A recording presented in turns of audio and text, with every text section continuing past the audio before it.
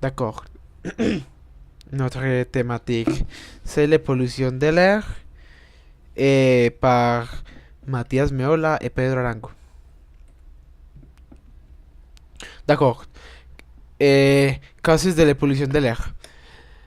Les principales causes de la pollution de l'air, c'est l'ignition de combustibles fossiles comme le charbon, le pétrole et gaz à effet de serre qui sont, par exemple, le méthane, aussi le dioxyde de carbone et plus de gaz. Et la combustión o producción de ces matières primes se produit à le secteur industriel et de transport principalmente. On dit ça parce que como on peut voir dans la photographie, il y a une fabrique qui produit des émissions de gaz à effet de serre et aussi des voitures et moyens de transport eh, comme on dit, bus, voitures, oui, et produit aussi, produisent aussi una quantité considérable de pollution. Près de 80% de la pollution de l'air est causée par l'industrie et la pollution. Les autres causées par secteurs comme l'agriculture et aussi comme oui, la minerie et oui, principalement pour l'industrie et le transport. La pollution de l'air, c'est un problème international. De nos jours, les principales villes dans le monde qui sont les plus polluées sont Beijing, Pékin, Nueva Delhi et aussi d'autres qui sont avec les mêmes problèmes. Aussi, ce problème est associé à le nombre de personnes qui habitent le pays. Par exemple, Beijing et Nueva Delhi ont localisé à China et la Indie respectivement. Et on sait que la Chine et l'Inde ont des problèmes de sobrepoblación. Pardon. Sobrepoblación. Aussi, como il y a plus de personnes qui le pays peut, comme on dit, comme on dit, supporter, il y a de plus de production et oui, de production de gaz à effet de serre par les voitures et les industries. Par exemple, à Chine, les personnes dans la rue sont obligées à utiliser ferme-bouche par cause de la pollution et à utiliser un tank d'oxygène. On peut voir aussi dans cette photo. Oui. Attends. On peut voir aussi dans ces photos une mère avec son garçon, sa fille, avec ferme-bouche causée par la contamination que c'est ici. Ça, c'est la contamination. Je crois que ça, c'est Beijing. D'accord. Dans la Colombie. Medellín, c'est la ville avec le plus de pollution de l'air a niveau national.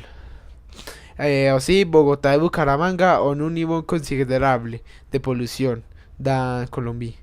Cali est la ville qui a moins pollution parce que oui, ils sont comme dans une zone très naturelle et très, comme on dit,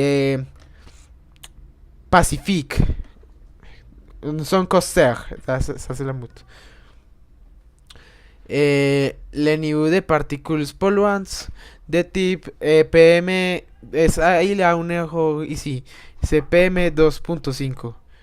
les plus polluantes et augmenter les plus dans 2005 et 2016 à Medellín. Ok. Aujourd'hui, d'accord les séances de monitorage de l'air, le niveau de pollution c'est stable, mais en certaines zones de la ville on de plus contamination que autres. Medellín, la ville est plus polluée. Les zones, les zones avec les plus quantité de pollution de l'air au Medellín sont Itagüí, San Antonio et El Poblado.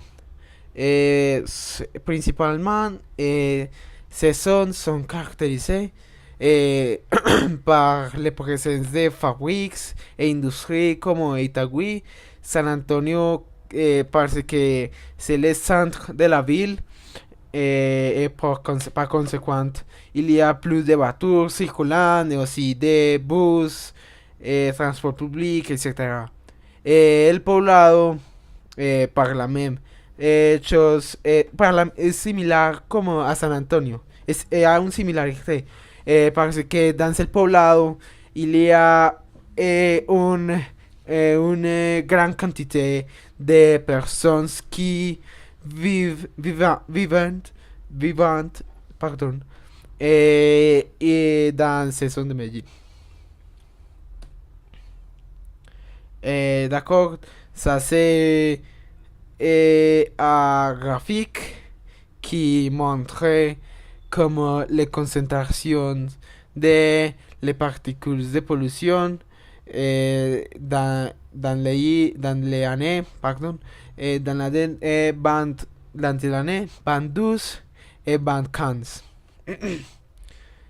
Ça, on peut voir que ici, dans 2015, il y a les plus de pollutions comme un pouvoir qui excède les normatives colombiennes, comme il montrait ici le graphique.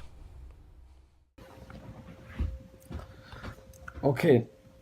Une des choses causées par la contamination de l'air, par exemple ici à Medellín, c'est que c'est la ville le plus contaminée dans Colombie.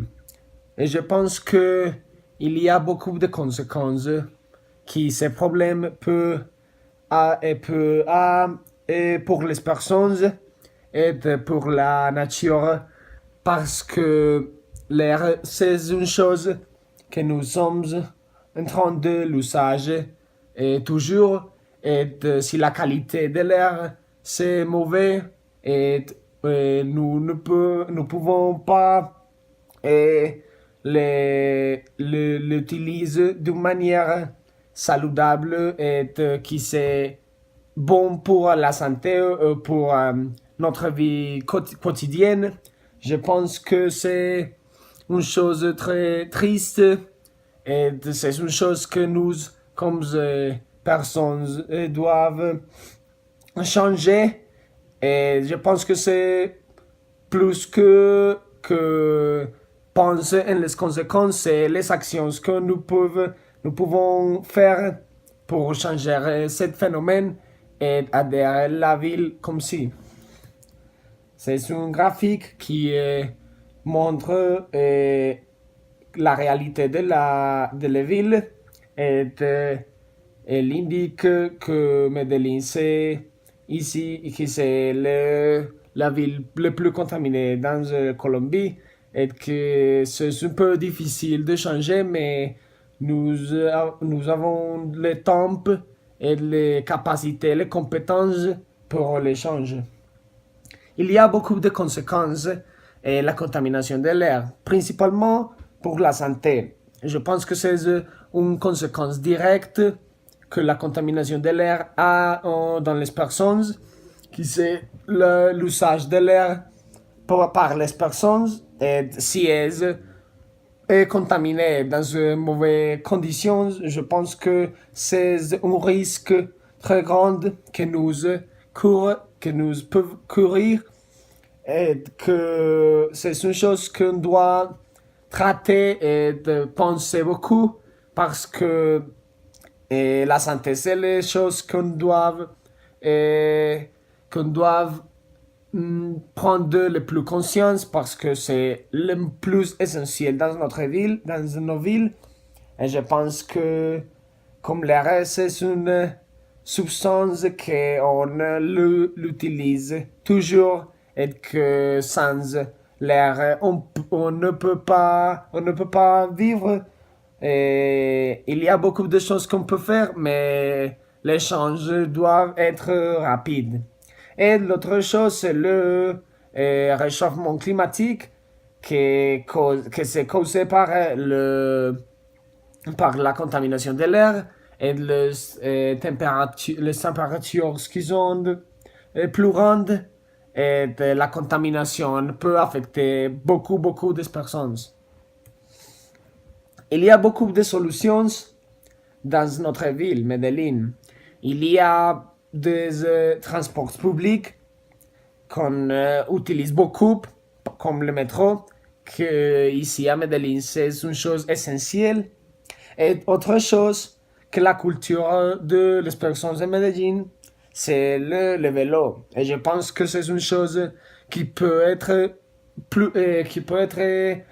trop effective parce que dans notre ville, les personnes euh, pensent que le trafic est un peu congestionné et difficile. Et il y a quelques personnes qui préfèrent utiliser le vélo que la voiture ou les bus ou les taxis. Je pense que c'est une chose que la culture des personnes de Medellín qui implémente toujours, mais je crois que les personnes qui utilisent le vélo devraient c'est plus que les personnes qui l'utilisent aujourd'hui. Le nombre de personnes qui l'utilisent doivent être plus grand. Et nous pensons des autres solutions que c'est le covoiturage, que c'est une chose plus effective, efficace et facile. Et il y a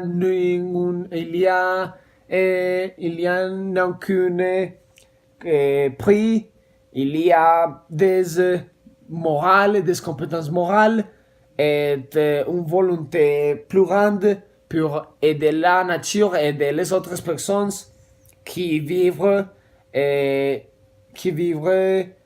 chez, chez ta maison. Et je pense que c'est une solution très effective. Et aussi les vélos électriques, que c'est comme l'autre vélo, mais électrique, ou les voitures électriques. Et c'est plus facile, mais il y a des prix un peu élevés, mais on peut mettre l'effort. Et ça, c'est toi.